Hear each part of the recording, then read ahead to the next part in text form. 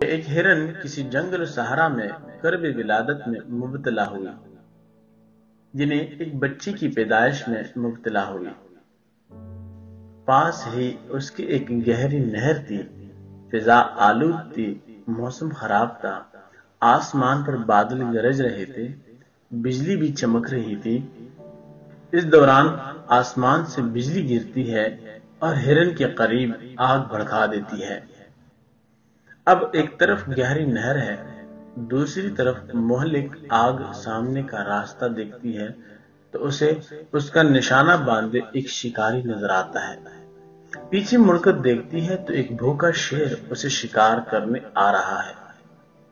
عجیب ماجرا ہے، چاروں طرف موت کے گہرے کنویں ہیں۔ یہی نہیں بلکہ خود بھی ولادت کے ہولناک کرب میں مبتلا ہے۔ سوچتی ہے کہ کیا کروں؟ تھوڑی دیر بعد فیصلہ کرتی ہے کہ اس وقت مجھے اس مشکل کا مقابلہ کرنا چاہیے جس کی مجھے طاقت ہے۔ چنانچہ بچہ جننے کی طرف توجہ دیتی ہے۔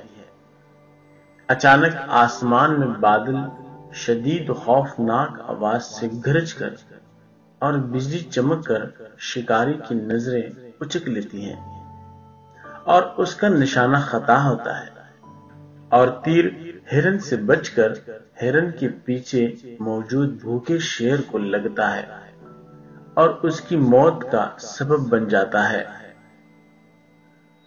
کچھ دیر بعد بارش برسنا شروع ہو جاتی ہے اور قریب لگی آگ کو بجھا دیتی ہے۔ اس طرح سے چاروں طرف موجود موت کے خطرات ٹل جاتے ہیں اور بچے کی ولادت بھی سلامتی کے ساتھ ہو جاتی ہے۔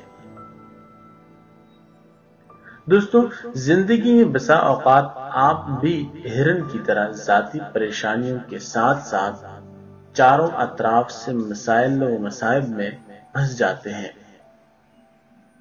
حتیٰ کہ قوت فیصلہ تذبذب، حیرانگی اور پریشانی کا شکار ہو جاتا ہے کہ کیا کیا جائے۔ تو اس وقت اس کام کو کیا جائے جو آپ کی طاقت میں ہے، اور جو آپ کی طاقت میں نہیں ہے اسے اس ذات کے حوالے اور سپرد کیا جائے جس کی طاقت میں سب کچھ ہے۔ یہی نہیں بلکہ اس کا رحم 70 ماؤں سے زیادہ اور اس کی آپ کے لیے خیرخواہی آپ کے اپنے نفس سے بھی زیادہ ہے۔